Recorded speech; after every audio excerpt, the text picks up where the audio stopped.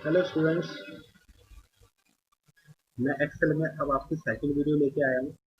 इससे पहले मैंने जो फर्स्ट वीडियो आपको दी थी उसमें मैंने एक्सेल का बिगिनर बताया था, उसमें एक्सेल का इंट्रोडक्शन समझाया था। और अब मैं जो एक्सेल की सेकंड वीडियो में आपको सैलरी स्लिप के बारे में बता रहा हूँ। मैं एक्सेल खोल लेता हूँ। फर्स्ट वीडियो में मैंने आपको ये समझाया था एक्सेल की कितनी रो होते हैं, कितने कॉलम्स वगैरह होते हैं, ऊपर टैब वगैरह क्या कहलाता है, और एक शीट बना के दिखाई थी जिसमें हम एक स्कूल में किस तरीके से बेसिक काम कर सकते हैं, वो चीज हमारे इसमें आ जाएगा। अब जो हमारा जो है इसमें हम नेक्स्ट टॉपिक में हम जो समझा रहे हैं वो हम आपका जो है ये बता रहे हैं कि हम एक सैलरी शीट कैसे बनाएंगे। तो देखिए, हम सैलरी शीट बनाने के लिए हमें, इसे मैं थोड़ा बंद कर देता हूँ। तो हम फर्स्ट A1 पे लेंगे और यहाँ पर हम एम्प्लॉय का नाम लिखेंगे।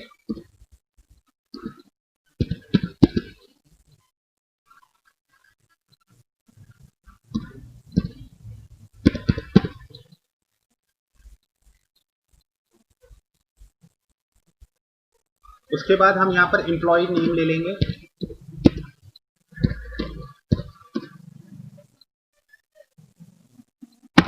उसके बाद हम एम्प्लॉय की पोस्ट ले लेंगे। बेसिक पे,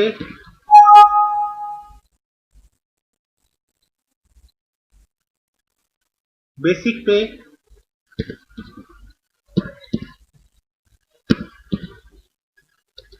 बच्चों बेसिक पे वो होती है जो हमें किसी भी एम्प्लॉय को बेसिक डिक्लेयर की जाती है। ये इस पर हमारे जो हमारे भत्ते होते हैं यानी अलाउंसेस होते हैं वो इनमें ऐड होती है और डिडक्ट होती है। जो हमारे बेसिक पे में ऐड होती है उनको हम अर्निंग फॉर एम्प्लॉयज कहते हैं, और जो बेसिक पे में से डिडक्ट की जाती हैं उन्हें हम डिडक्शन कहते हैं। जैसे एग्जांपल के तौर पर मैं आपको समझाना चाहूंगा कि बेसिक पे में जो आम तौर पर जुड़ने वाली चीजें जैसे HRA, DA, TA यानी मकान का किराया, महंगाई भत्ता वगैरह, ये हमारे अर्निंग होती है। और डिडक्शन में अगर हम बात करें तो इनकम टैक्स यानी TDS जो है, और ESI और प्रोविडेंट फंड मुख्यतः ये डिडक्ट माने जाते हैं। हर हर ऑफिस का अपना एक अलग ही स्लिप होती है, अलग तरीके से होती है। आपको मैं सारे तरीके से बता समझा रहा हूँ, आपको इसमें से जिस तरीके से समझ में आता है आप उस तरीके से उसमें रख सकते हैं। तो जैसे कि पहला बेसिक पे हो गया, उसके बाद आपका HRA हो गया। मान लीजिए HRA की जो परसेंटेज है वो आपका 40% है। दूसरा होता है DA। मान लीजिए DA डियरेंस अलावा महंगाई भत्ता आपका 30% मिलता है।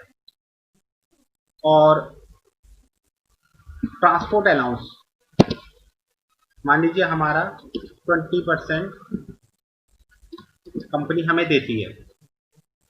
मैं चाहता हूं कि अर्निंग को मैं थोड़ा सा ब्लू कलर का कर दूं, समझने में आसानी हो जाएगी। इसे मैं डार्क कर देता हूं। यहां मैं ग्रॉस लिख देता हूं। ग्रॉस ग्रॉस पे कह लीजिए, ग्रॉस सैलरी कह लीजिए।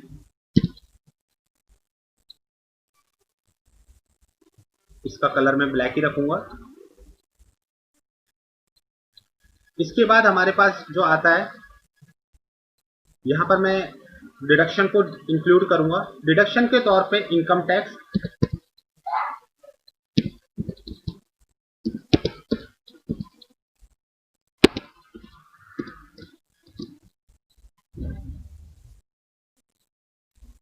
इसके बाद प्रोविडेंट फंड, PF, ज्यादातर कंपनी PF प्रोवाइड करती है। 12 साढ़े 12% आपका प्रोविडेंट फंड में कटता है। और TDS या इनकम टैक्स के तौर पे हम इसे मान सकते हैं, जिसे हम 20% आपकी टैक्स के तौर पे हम इसे कटौती कर सकते हैं। डिडक्शन को मैं रेड कलर का कर देता हूं।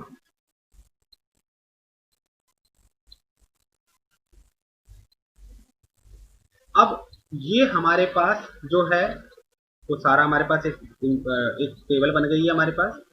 यहाँ पर जो हमारे पे कटने के बाद ग्रॉस में से आपका जो डिडक्शन कटने के बाद जो पे बचेगी उसे हम नेट सैलरी कहेंगे। तो जैसे नेट सैलरी को भी मैं ब्लैक कर देता हूं।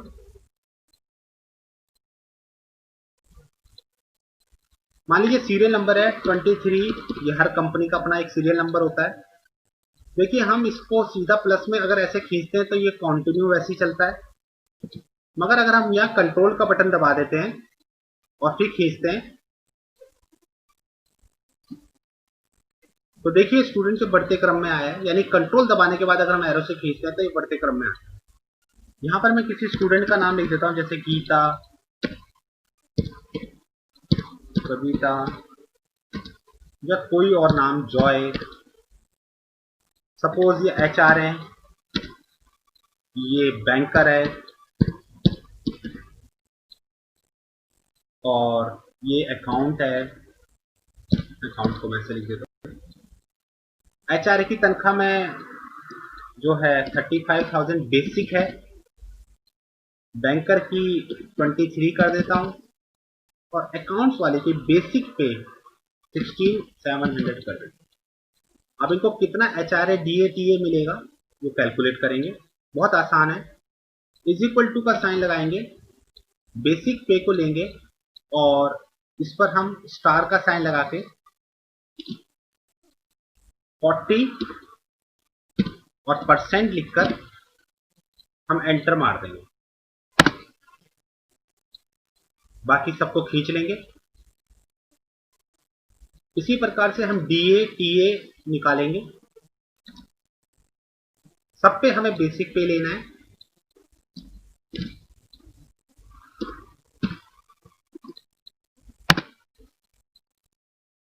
इसको खींच के हम नीचे तक ले लेंगे। ट्रांसपोर्ट अलाउंस का भी हम इज इक्वल टू का साइन लेंगे, सेम इस पर भी वही प्रोसीजर करेंगे।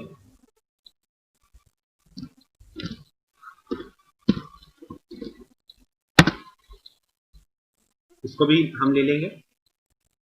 ग्रॉस सैलरी पर हम इज इक्वल टू का साइन लगा के बेसिक पे प्लस ये प्लस प्लस, यानी हम सारों सबको प्लस करके और एंटर मार देंगे तो सबका ग्रॉस निकल जाएगा। इनकम टैक्स पे हम इज इक्वल टू का साइन लगाएंगे और इनकम टैक्स हम जो भी हमारा बना है हम उसका इनकम टैक्स निकालेंगे।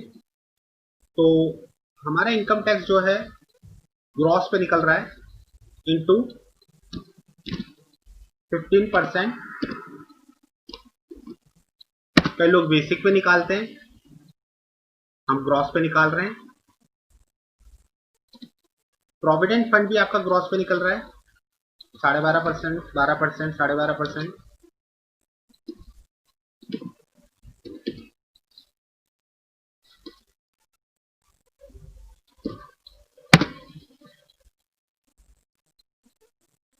इसी प्रकार हम टीडीएस भी निकाल देंगे, ग्रॉस के थ्रू निकालेंगे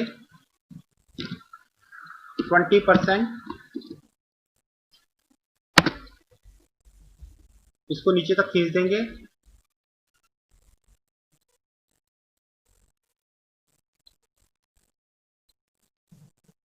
ये हम रेड कर रहे हैं और ये हम ब्लू कर रहे हैं। नेट सैलरी कितना निकलेगा? ग्रॉस में से minus by income tax minus by provident fund minus by TDS. तो ये हमारा नेट सैलरी हमें इंक्लूड हुआ। इसे हम डार्क कर देंगे और साइज बढ़ा देंगे।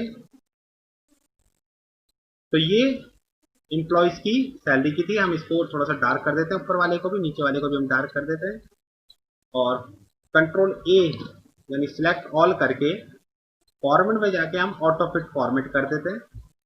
इससे हमारा सारा रो कॉलम ऑटो फिट हो जाता है।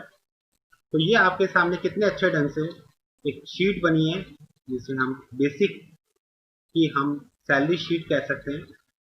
एम्प्लॉयमेंट की सैलरी शीट है जिसमें हम एम्प्लॉय की सारी डिटेल भर सकते हैं। इसी प्रकार से आशा करता हूँ आपको ये पसंद आई। धन्यवाद।